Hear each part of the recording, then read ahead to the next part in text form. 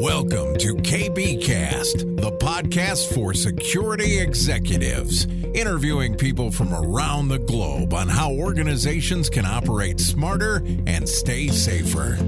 Here's Carissa Breen. I had the opportunity to catch up with Chris Sant, who is also a friend of mine, and we talked about cyber culture, what it is, what he's doing in this space, and why the dialogue towards cyber internally needs to change.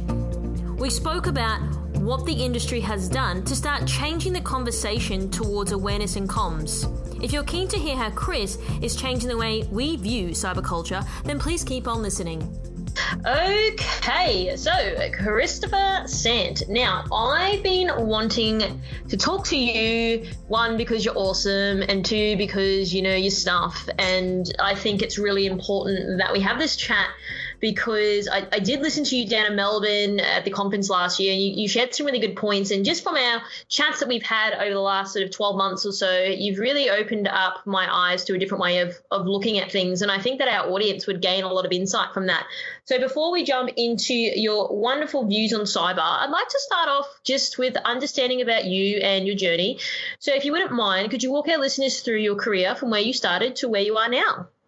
Awesome. Thanks, KV. I really appreciate it. And I'm really glad to be joining you. Thank you so much for having me. So I've got an interesting journey. I guess I started really young, actually. I mean, if I think about when I was first breaking into stuff, it probably started when I was about 7 or 8 years old. And I remember my dad bringing home an old 286, computer from work that they were throwing out because they were upgraded to 386s or 486s.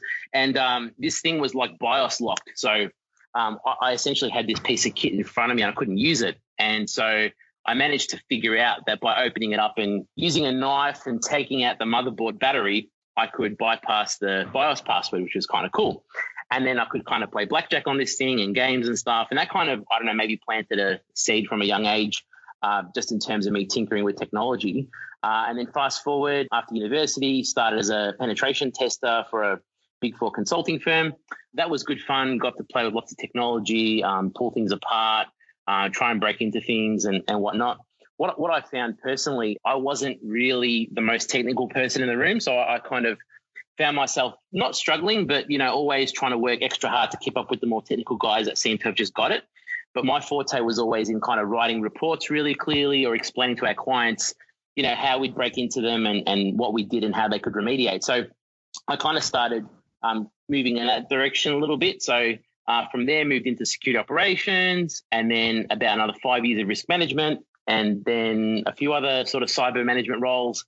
And then kind of fast forward 15 years, I was looking after a cyber culture and engagement education program for Australia's largest life insurer. So had a bit of a diverse journey, started very technical, but then moved into the more human element of cyber through that journey.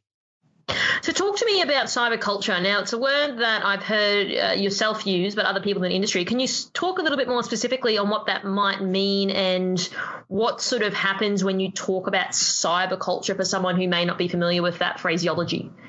So I guess there's a lot of different ways you could explain it, but the way that kind of comes to mind for me is there's a very big difference between people having an awareness about something and people actually doing something, right? So people can be aware that smoking is bad, but you only have to walk to a hospital anywhere in the world and you'll see like 5 or 6 patients out the front, maybe even a couple of doctors smoking on a couple of cigarettes, right? So people can be aware of something, but doesn't mean you're going to change behavior. So if we use that same mantra for cybersecurity, people can be aware that by clicking on links or, insecure cyber hygiene behaviors can open them up to risk. It doesn't necessarily mean they're going to do it. So for me, cyber culture is about winning the hearts and minds of your employees so that they actually care about cybersecurity, both from a personal and a professional perspective, and then they will bring up the baseline for your organization. That's kind of how I would define cyber culture, if that makes sense. Do you think that's only sort of being implemented at the large sort of enterprise level in terms of cyber culture? Because that's where I've predominantly seen a lot of it. I haven't really seen it in small to medium-sized businesses. What's your thoughts on that? I absolutely agree. So if you look at the teams, like even locally in Australia, that have these these kind of capabilities.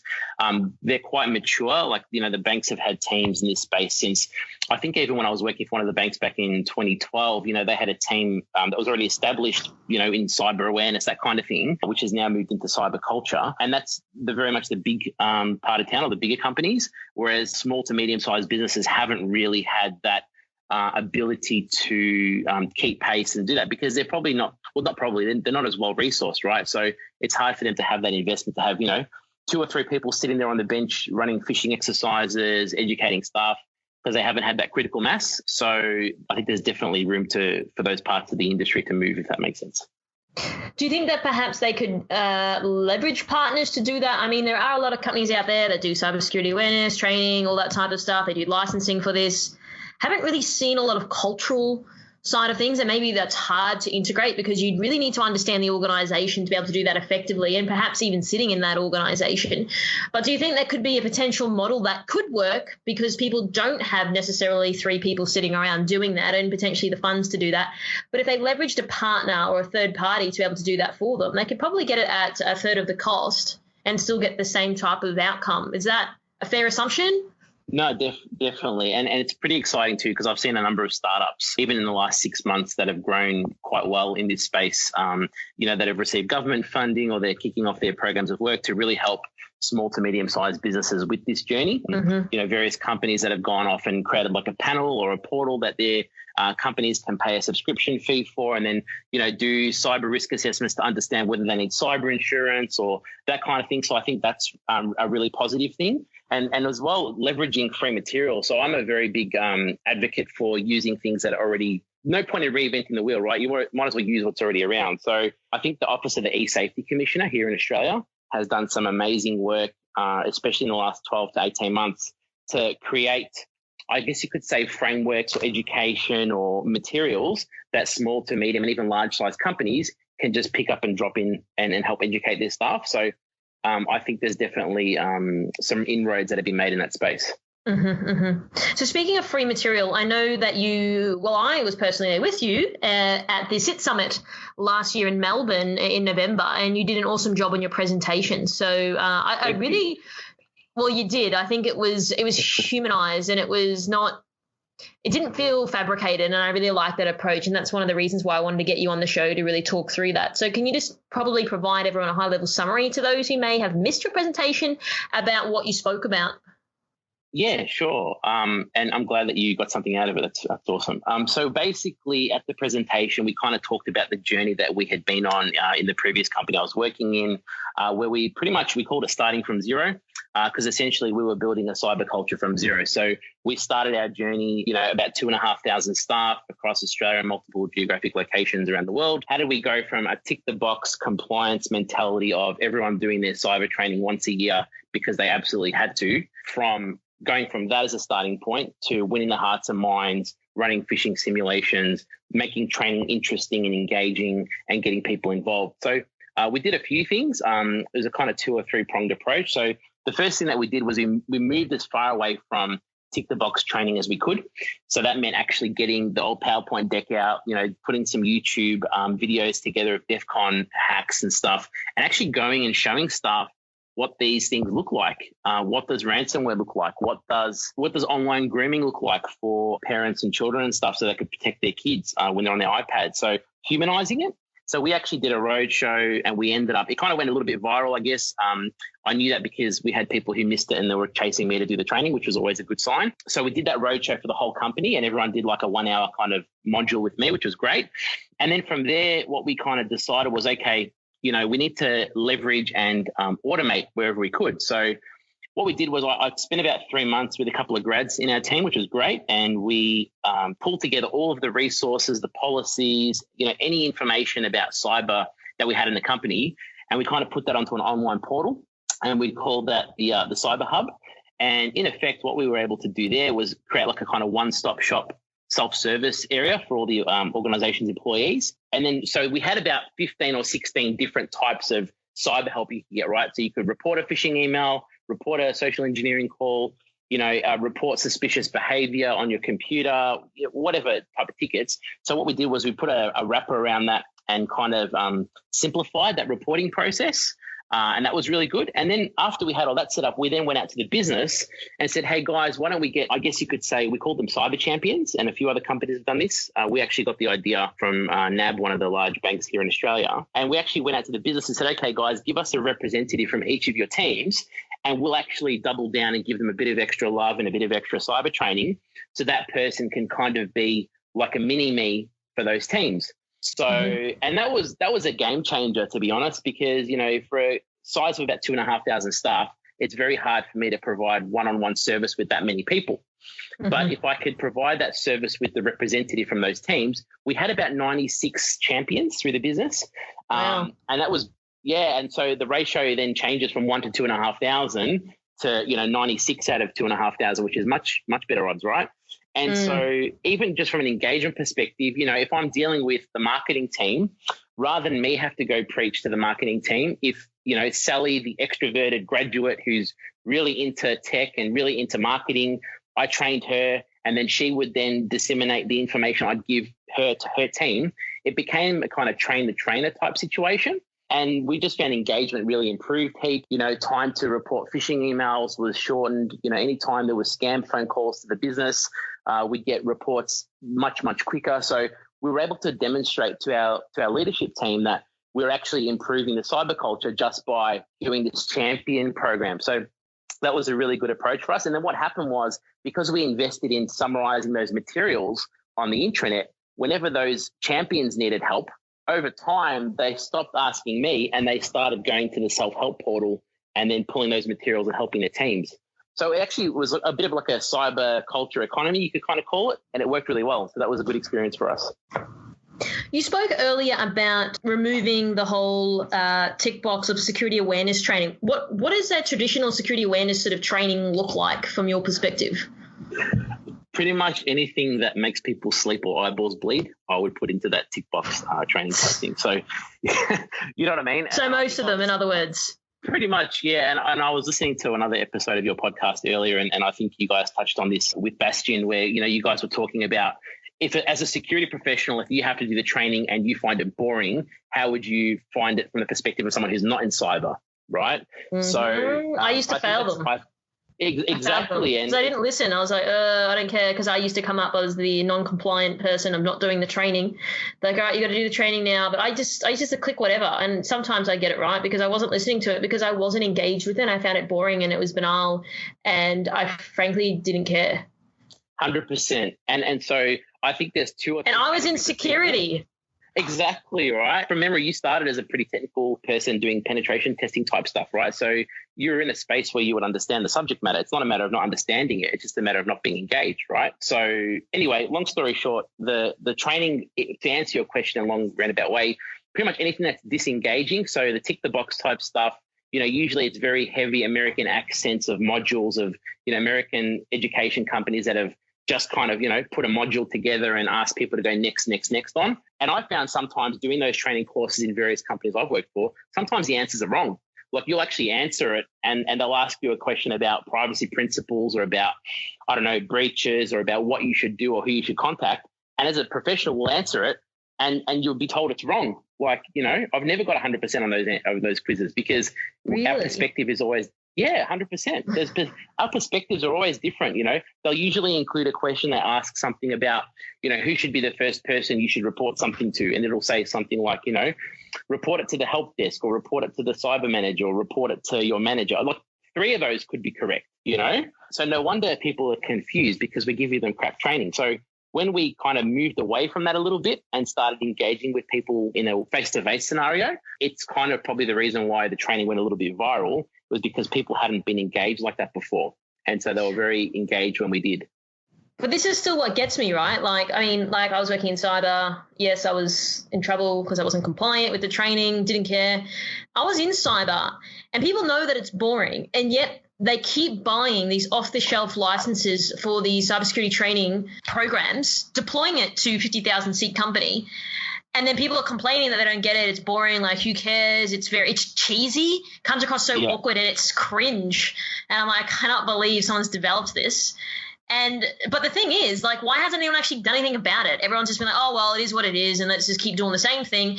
And to be honest, if you're paying $80 for a license, it's quite an expensive type of service that people are still buying at the end of the day, but aren't really getting a lot of value out of it. So what would be your response to people who potentially are sitting there listening to this going, oh my gosh, I really understand what these two guys are going on about because I feel like I'm in that position. Why isn't anyone really moving the needle when it comes to this?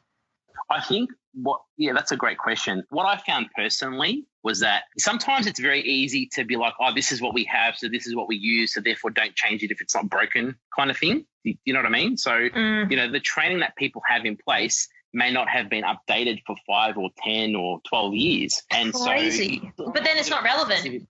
Exactly. I'm not singling out any one organisation. I'm talking more generally here. But I've seen a lot of different organisations have very old training that, has a very thick UK or very thick American accent overlaid with some slides that move around and, it doesn't really work. So what I did was I went to market and I actually demoed probably about 12 different solutions and kind of felt like, well, if I pay $50 or $80 or $100,000 or whatever for these licenses, I don't really feel like it's going to be anything significantly better than what's around. Now, this was 18 months ago, mind you. And so I kind of decided to DIY it and that worked for us. But since then, I think the needle has moved. So I have seen a bunch of providers that have come to market with more engaging type options. So, I saw one provider, they did like, you put yourself in a hacker's shoes and pretend to, gamification type stuff.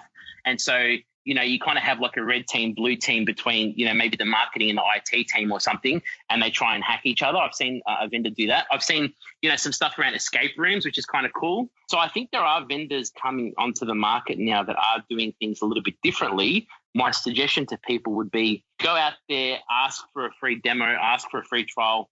Don't just have your cyber grad, do the demo, pick a selection of people. So get someone from marketing, from finance, from people in culture, HR, and actually get them involved in the process and make sure that whatever language or whatever solution you pick and want to actually pay your hard-earned dollars for, make sure that everyone is comfortable that this reflects how you want to engage and teach people in your company and then move forward on that basis. That would be the best advice I could give you. Well, I think that's a really interesting point because, like I said, I've been at the coalface of doing these trainings and I just kind of thought, is this really it? Is this as good as it gets? And I think that what I think there's a disconnect, and keen to hear your thoughts, is I think one of the guys at the SIT Summit raised this point that the people developing this training should probably not be security people, or probably the people that understand people at the end of the day, because a lot of this training is probably not even meant for security people. It's actually meant for people who don't even know that security exists right within the organization. It's really meant for those people. And yet we've got people out there that are from a technical background trying to tailor these types of programs to people, and then they're really missing the mark. Like I said, a lot of it comes across really cringe, and it's so awkward to sit there and be like, I cannot believe someone actually developed something, and then as a result of that, people aren't doing what you're saying. They're not even listening to it because it's probably just in one ear out the other. Yeah, 100%. And I think that there's a couple of different parts to unpack there, right? The first thing is that there's no one size fits all approach. So that means that as an educator, I can't just, you can't just put a PowerPoint slide deck together and give the same pack to marketing, the same pack to IT, the same pack to developers, because the level of engagement and interest and technical aptitude is different for all those teams. So if you go to the marketing team with a pack and they'll think that it's the best cyber training ever, but then you go try and deliver that same pack to the development team, it's like you're teaching them how to suck eggs. You can't do that, right? So you need to kind of understand your audience. And so, when I've done this in the past, for example, I've actually sat in with like the team leader before actually talking to the team. But okay, what are some of the things you want to get out of this? What are some of the concerns you have with the team? What, are you worried about data loss? Are you worried about scams? What are you concerned about? And tailor it. And then if the people that you're talking to already know these things, teach them in a different way. So don't try and teach developers about, I don't know, granny scams or something like that, or do you know what I mean? Where the Telstra operative calls and says, hey, your computer's been hacked and stuff. Like, yeah. There's no point showing them that 6-minute video because I know that it's not going to get the engagement. Whereas if I show the right team that same video, they'll think that I'm David Copperfield or something, showing them something amazing they've never seen before. right? But doesn't that sound obvious? Doesn't that seem obvious that people would segment their audience? People care about different things, like Sally in finance doesn't care about perhaps what Joanne in HR think. So I think that to me seems obvious though, and yet people have failed to do it. And then they complain that no one actually gets what's going on. But hang on, they haven't actually developed something that people are going to want to digest in the first place. So the onus is back on us as an industry. Absolutely. And then I go back to my previous point saying go back and really carefully evaluate these solutions so that the solution that you pick for education can give you some level of customization so that, you know, you're not dragging people through training that they're ticking a box just for the sake of it. You know what I mean? So yes, I do. None of those off-the-shelf solutions, or I would say probably 80% of them at least, can't give you that level of granularity to say, hey, these are the IT guys, take this module out and put this one in. They don't do that. The vast majority of companies just give everyone the same 11-minute slide deck and ask them to go next, and do an 8-question quiz, which they're probably copying the answers from the local intranet or they're probably copying answers from the network drive. You know what I mean? Like, that's just how it's done. And I think people are moving away from that. It's just a matter of what fits best for each organisation. Well, it is. I just think that for as long as, like, I've been doing these trainings, it's just kind of like, this isn't working. Why do we keep, I don't know, like just doing the same stuff? Like, it just perplexes me that if something's not working, then do something else. This is not good. And everyone around me that is doing this says the same thing that I'm saying, and yet we're forced into doing it. And that's a big reason why I didn't want to do it. And I failed it on purpose to send a message to be like, whoever the hell's looking after this needs to do something about it because this is terrible. Exactly. And you know, it's funny, the common theme between every audience of everyone who I've educated in cybersecurity has been that personal element. So whether they're a developer, whether they're Sally from finance or Danielle from people and culture, whatever, that's fine. But what's common between them is they all have elderly parents, or they all have young kids, or everyone has a story. You know, my mum's uncle's sister's dog had his Facebook account hacked or something, right? And so what I kind of realized after a few months of doing this was, as much as I could, bringing things back to that whole, I'm going to help educate you personally about how to be cyber safe and how to kind of keep your account secure, you know, how to set up 2FA on your Facebook account, that kind of thing. As much as I moved away from that corporate spiel and moved towards that personal element, I found engagement went up for everyone. It didn't matter what team they were in. So we kind of went with an approach where we kind of, you know, did 70% personal stuff and then 20 or 30% work-related, you know, kind of phishing 101 type of thing. And engagement just went up organically. And then those same people were then coming to me after the presentation saying, oh, hey, do you mind explaining to me how I can secure my kid's iPad from apps? Or can you tell me whether my son should be using Roblox or not? Do you think that's secure? And so it's just about, and that goes back to your first question about what is culture. When your employees start engaging with your security team, asking for help and asking for guidance on these personal matters, you'll find organically that they're going to be the first ones clicking report phish when something dodgy lands in the inbox, just because you've got their heart and mind. That's what I found personally. So that's the common ground that we need to be. And I think a lot of people have recognized this, that personal approach is kind of pretty well understood as being the best way to engage with people at this point in time. So where do you sort of believe companies need to focus when it comes to cyber culture? I think starting simple. So not overbaking things, not forcing phishing simulations down employees' throats. Everyone knows, right? It's pretty standard now that 90% of cyber attacks or breaches start with a person, right? Whether it's in a social engineering call, phishing email, an attachment, it's a person. And so that's pretty well understood. The problem is that our approach as an industry has been, okay, let's just run a monthly phishing simulation for a DHL Express email, and then we're safe. And then, you know, we'll just take those numbers and report them to the board and report them to management. And as long as it's below 5%, we're okay. I think we need to think a bit more about how we engage with these different groups and what is appropriate. You know, even now, there's been a lot of discussion about coronavirus and, okay, should we do coronavirus phishing simulations? Is now too soon? And trying to find that balance between, yes, it's a valid attack, but no, it's probably not the best way to engage with your staff. So I think humanizing our approach to cyber and actually considering our employees' feelings for a change and how they want to be engaged, I think is a good way to start thinking about this problem personally. What do you mean by overbaking? You mentioned that earlier, like let's not overbake this sort of approach. What do you mean specifically when you say that?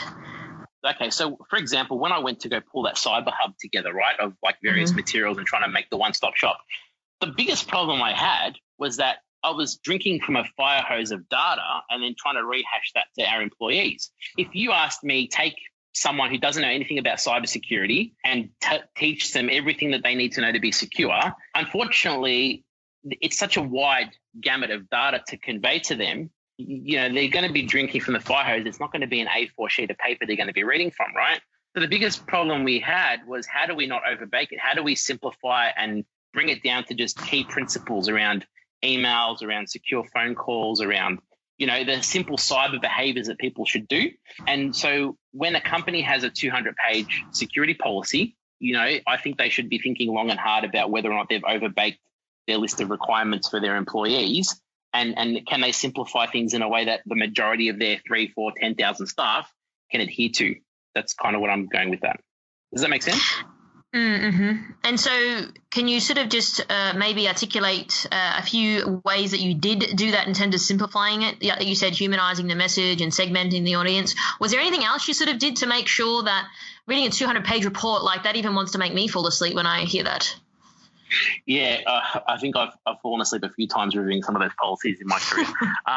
Haven't we all? Right? If you ask people honestly who's read the whole security policy, I think there's a lot of companies where even the CISOs haven't read their own security policy, let alone staff being asked to adhere to them, to be honest with you. So don't you think it's fair then? Don't you think it's fair that people aren't adhering to it? Because like, who the hell wants to read that? If the CISO is not reading it, then I doubt anyone else is going to do it. 100%. I mean, you know, if we have policies that aren't even, they're made in such a way that people can't comply with, and, you know, you're just going to ask people to get a policy exemption every 12 months and go next, and just apply for the annual policy exemption. What's the point of that policy, right? You need to be thinking about that. One of the things that we did in the last organization I was at, which was really valuable, we had a cyber policy, but we then boiled it down to a cyber charter. So in effect, we had like a top 5 things that people should do for cybersecurity. We had a top 5 cyber behaviors, and we thought, okay, if people do this top 5, they're going to meet like 80% of our policy. That's a much better position than we're in now. So we'll just go with that. So this cyber charter said, okay, number 1, think before you click, right? Pretty simple. Number 2 was think before you send. Number 3 was be respectful online. Number 4 was just keep your devices and files secure. And then number 5 was report anything suspicious. So I think it doesn't matter what organization, any organization, if their staff did those 5 things, they would be well on their way to a better baseline. And then people are like, oh, I can do that. That's cool. Yeah, I can do the cyber thing. Yeah, cool. And then that just changed the conversation and dynamic. And we found that really good. I'm going to have to ask you, Chris, so what is the point in having a policy if it's going to be exempted anyway?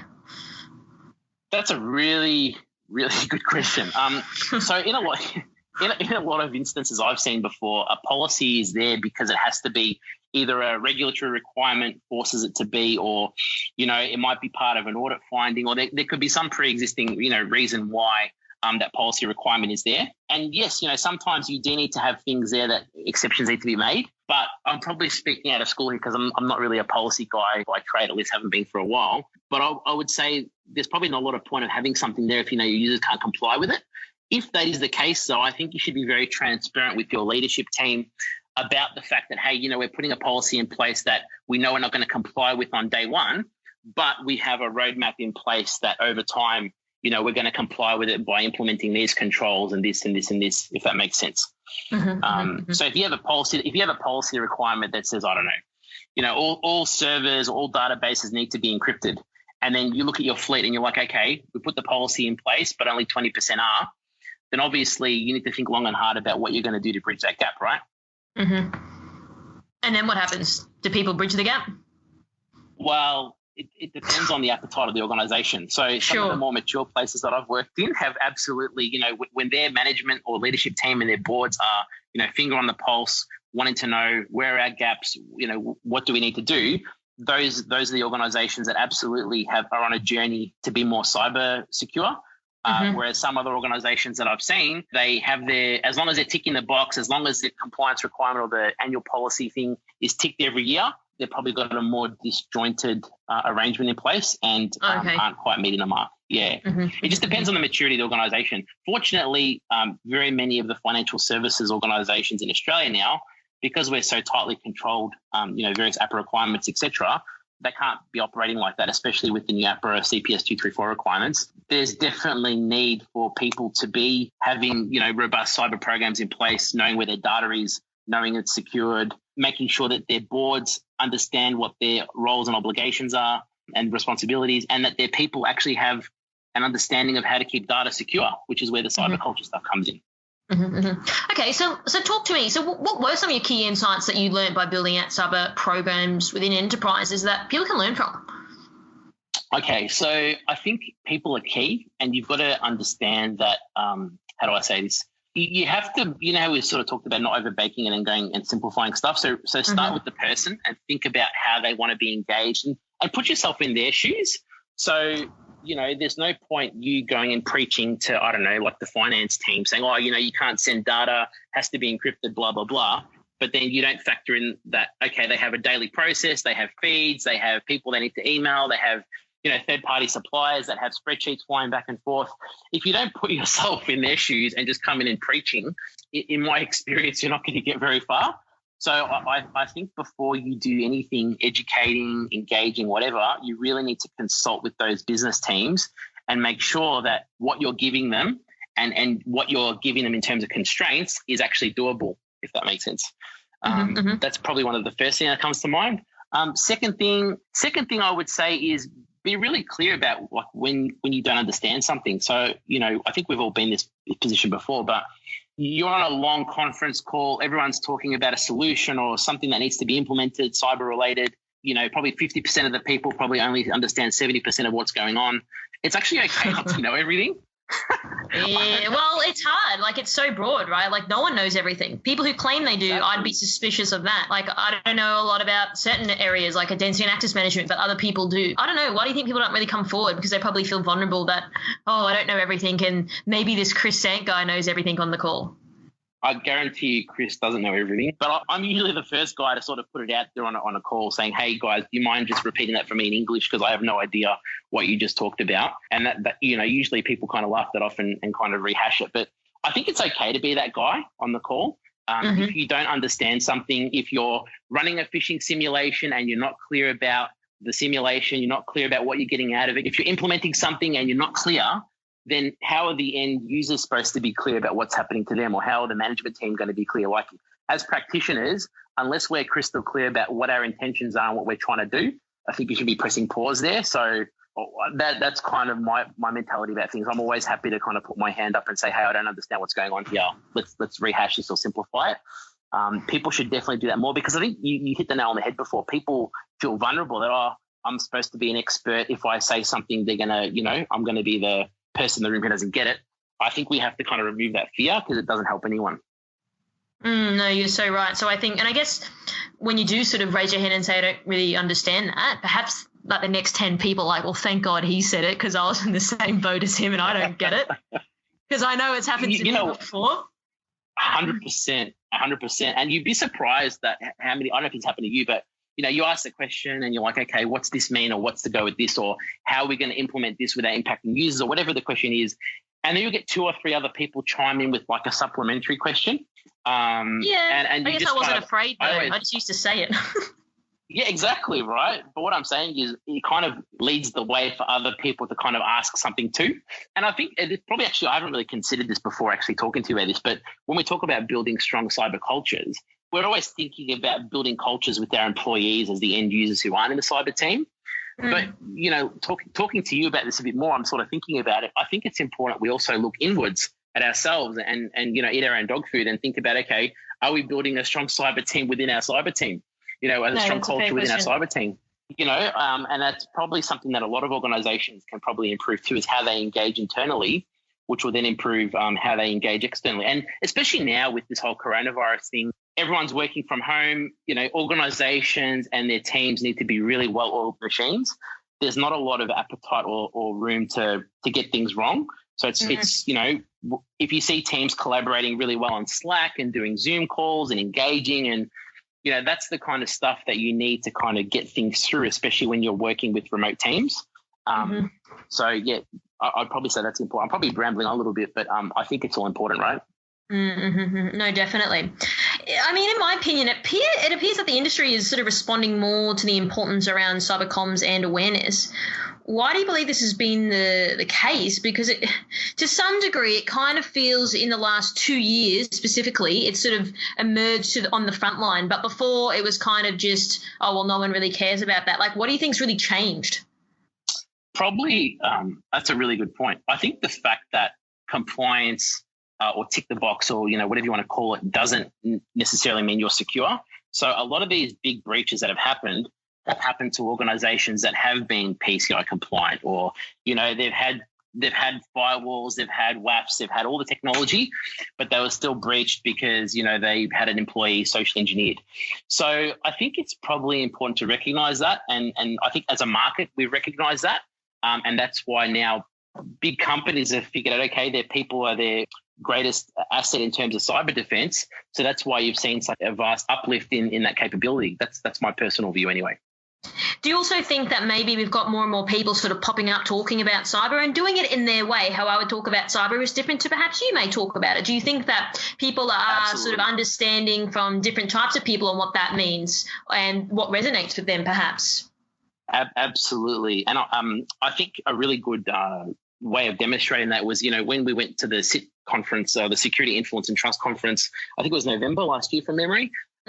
A lot of the great speakers and a lot of the panels and practitioners weren't hardcore cyber dudes in hoodies. They were actually amazing females who've worked in comms or marketing or different backgrounds that have transitioned into cyber type comms or cyber marketing or, those kinds of things. And they've been able to add their flair and perspective and different ways of communicating. And I think that's really refreshed the conversation, because it's typically been a very technical and very dry topic. And then having all these fresh set of minds and fresh set of perspectives coming along has changed it. And I think it's added a really good dynamic to our industry personally. And I'm learning a lot from working with these people. So, that's another thing. On the journey that we just went on lifting cyber culture for the large company I was working with, partnering with the comms and the marketing and the brand team to make sure that the language we were using wasn't conflicting with the language they were using, and that the timing of our messages wasn't conflicting with the timing of their messages. This is all really important to be considered. So I don't think we can think about cyber as just a siloed thing that needs to be communicated. I think it needs to be kind of dovetailed into other messages so that it becomes part of BAU rather than part of just cyber agenda, if that makes sense. Yes, of course. And when you spoke before about different people from different backgrounds at the SIT Summit talking about their experience and their opinions, do you think other people in industry who are perhaps the technical guys, been doing it 20, 30 years, how do you think they've sort of adopted to these new sort of players coming up the ranks? How do you reckon they feel about these people? Do you think they're sort of taking well to these people, or do you not really think that's the case? That's a good question. I'd be kind of speculating there, actually. I haven't really spoken to anyone about that particularly, but I think that we're pretty lucky with cyber that we're all pretty well-inclusive bunch of people. Like, even this last 2 weeks, just reaching out on LinkedIn, talking to people, I've had, every second day a video conference with someone from a different part of the world. Everyone's pretty inclusive and helpful. I mean, I'm probably speculating, but I don't think there'd be a lot of objection to that new, fresh, young perspectives coming through, because it's pretty well understood that we need different perspectives and collaboration to tackle this problem that we have.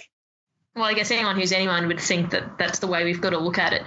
So Absolutely. My last question for you, Chris, would be, what are your top 3 key takeaways people can implement into their organizations after this interview? So, okay, top 3 things I would say would be, don't be afraid to start from scratch like we did. Take a long, hard look at how you're engaging with your employees and think about whether that's working, and don't be afraid to pull the eraser out and start again, because the short-term pain of building up a new engagement program is well worth it. The second thing I would say is try and humanize things as much as possible. So, recognizing the fact that we're all humans, we all use email. A lot of us have kids or family members who may be vulnerable, like older people, etc. So trying to humanize it so that your messaging isn't just so technical. And the third thing I would say is collaborate and reach out. On our journey, we were so fortunate that we had some great business partners who were customers of ours and organizational partners. We partnered with them to build a lot of this stuff. Whenever we implemented something, we shared it with them. And whenever they implemented something, they shared it with us. So, that's why most of the materials from SIT we white labeled, because we wanted to share with as many people as possible. So if anyone wants any of that stuff, feel free to reach out. I can pass it on. So I think sharing really is caring. So if you build something and you think it's useful to your partners or even your customers or maybe even your competitors, I mean, whatever, share it. The Gary V sharing model. I think that's really important. That's probably my top 3. Okay, well, Chris, thank you so much for your time and your knowledge and your experience and your honesty. And it's something that I think we need more of in this industry. So if people were to reach out to you because they're curious or they want to perhaps ask you a question that I didn't ask you, how can they go about doing that? Cool. Yeah, you can ping me on LinkedIn, Christopher Sant, or you can flick me an email, chris@clearviewcyber.com. Happy to chat, no problem. Well, thanks again, Chris. I really, really appreciate it, and I look forward to doing this again soon. Thank you so much, KB. It was a pleasure. Thank you so much. Cheers. Thanks for tuning in. As always, we hope you got some new ideas or ways of thinking from this episode. And remember, you can always reach out to our guests if you do have more questions.